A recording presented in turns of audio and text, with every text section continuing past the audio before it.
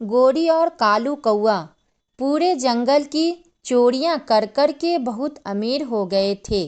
इसलिए गोरी कौए अपने बेटे जग्गू को अमीर घर में शादी करना चाहती थी। सुनो जी, बगल के जंगल वाले में एक कौवे रहते हैं।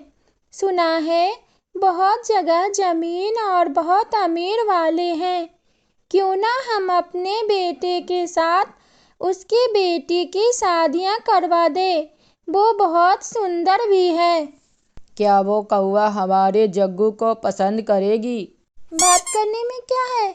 जग्गू क्या हमारे किसी से कम है क्या? मम्मा, उसको देख लेना, थोड़ा कम काला हो और आपकी तरह चोंच कम हो और बोलती कम हो आपकी तरह।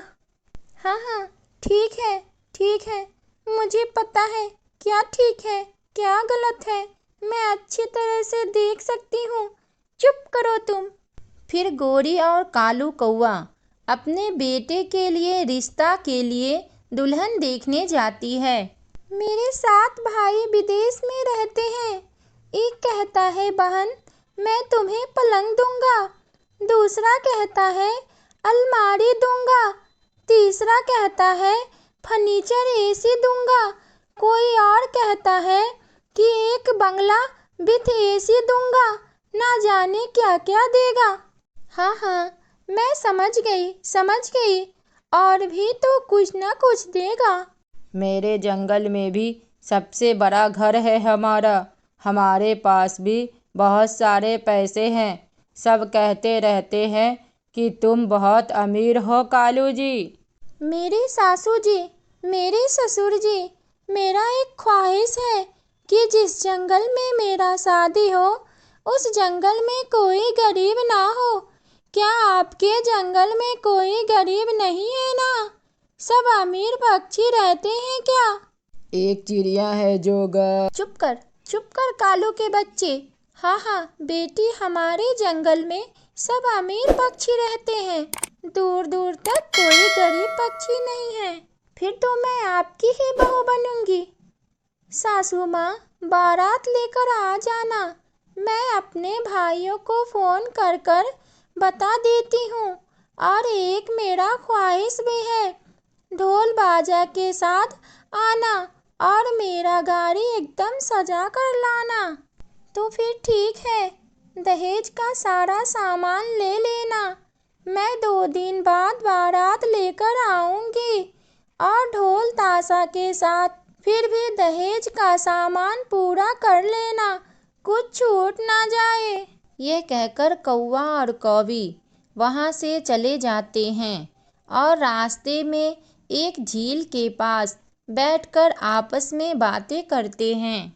गौरी बहू की इच्छा है कि जंगल में कोई गरीब ना रहे, पर वो रानू चिड़िया और पक्षी तो बहुत गरीब हैं।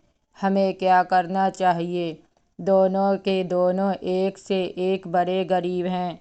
मैंने तो सोच लिया है, इन दोनों को मैं अपने जंगल से दूर भगा दूंगी। देखती हूँ कैसे नहीं जाएगी। सिर्फ तुम मेरा साथ देना। चलो चलते हैं उसे भगाने। कौवा और कौवी पहले तोता के पास जाते हैं। ओ तोता, मैं अपने बेटे जग्गू की शादी कर रही हूँ। ये तो बहुत खुशी की बात है गौरी बहन। मैं तो बहुत मौज करूंगी। आपके बेटे के शादी में खूब नाचूंगी मैं। उसकी ज़रूरत नहीं है। तुम ऐसा करो, अपना बोरिया बिस्तर बांधकर इस जंगल को छोड़कर यहाँ से चली जाओ तुम। यह बात सुनकर तोता हैरान हो जाती है। मैं अपना घर छोड़कर मैं कहाँ जाऊंगी? जग्गू के ससुराल वालों का एक शर्त है कि मोहल्ले में कोई गरीब घर ना हो, इसलिए तुम्हें और रानू चिड़िया को यहाँ से जाना होगा। तुम चुपचाप यहाँ से खाली कर दो, नहीं तो कल मैं बुलडोज़र चला दूंगा यहाँ पर, फिर तुम समझना।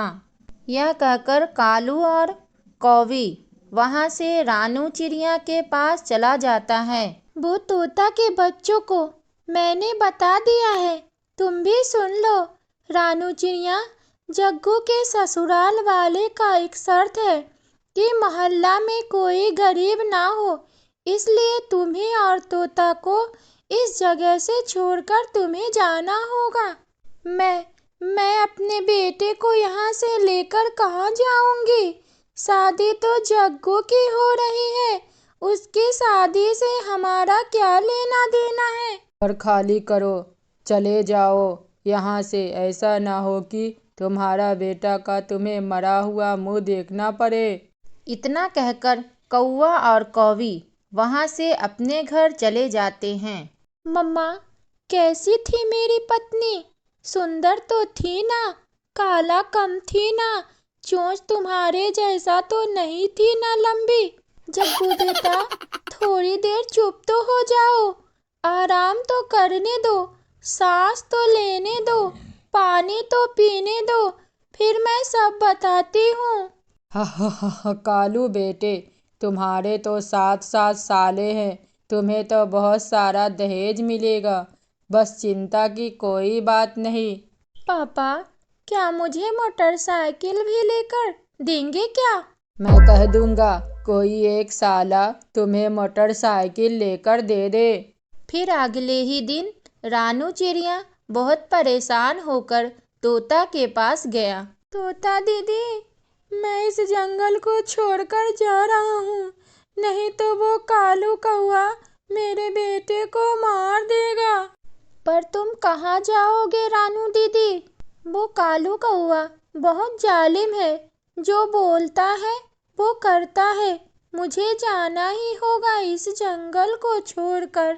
फिर चिड़िया अपना सामान बांध लेती है, जाने के लिए रेडी हो जाती है। मम्मा, हम कहाँ जा रहे हैं? बेटा, कौवा और कौवी ने कहा है कि इस जंगल में कोई गरीब नहीं रह सकता है, इसलिए हम लोग यहाँ से जा रहे हैं।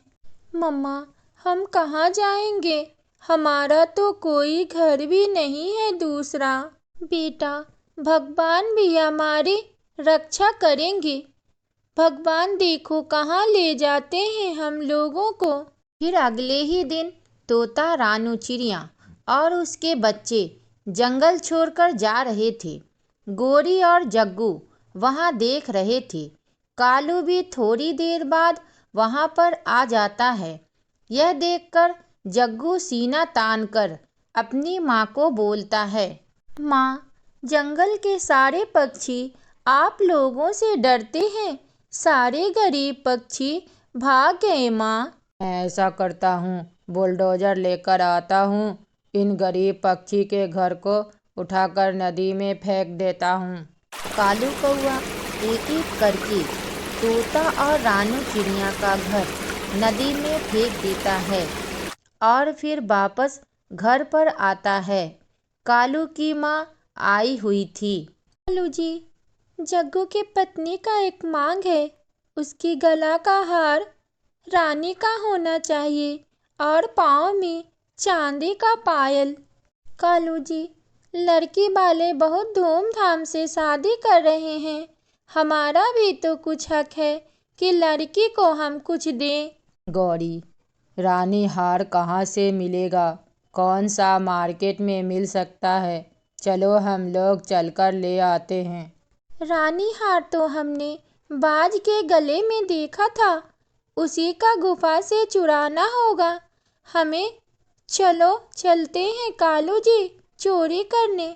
जो भी हो, चोरी करना पड़े चाहे कुछ भी, मैं तो वो हार लेकर अपने जग्गू के उसी लड़की से शादी करके रहूँगा। वो लोग बहुत अमीर हैं। जब रात हो जाती है, कौवा, कौवी और जग्गू रात में जाते हैं बाज के घर चोरी करने के लिए। वो सब गुफा के नज़दीक पहुंच जाते हैं। पहले मैं जाता हूँ चोरी करने, फिर मैं जैसा बताऊँगा तुम दोनों आ जाना पीछे से। कालू अंदर चला जाता है तो देखता है बाज और बाज की पत्नी सो रहे थे। वहाँ पर हार रखा हुआ था। फिर वो अपने जग्गू को और पत्नी को बोलता है अंदर आने के लिए। जग्गू और उसकी माँ भी अंदर आ जाते हैं। गौरी को रानी हार देखते ही उसको लालच आ जाता है। वो फौरन हार उठा लेती है। जग्गू के शरारत से लालटेन गिर जाता है। बाज राजा और बाज रानी उठ जाती है। भागो भागो, बाज उठ गया, भागो यहाँ से। जैसे ही कौवा सब भागने की कोशिश करता है, बाज राजा एक लाठी कालू कौवा को मारता है। वहीं पे कालू कौवा मर जाता है। जग्गू और गौरी वहां से भाग जाता है। जग्गू जब पीछे मुड़कर देखा तो उसके पापा मर चुके थे। मम्मा मम्मा, पापा मर गए पापा मम्मा। भागो भागो, जल्दी भागो यहाँ से, नहीं तो वो जालिम हमें भी मार डालेगा। वो भागते भागते बहुत दूर चला जाता है। कुछ दिनों बाद रानू चिड़िया और तोता वापस अपने जंगल में आ जाते हैं।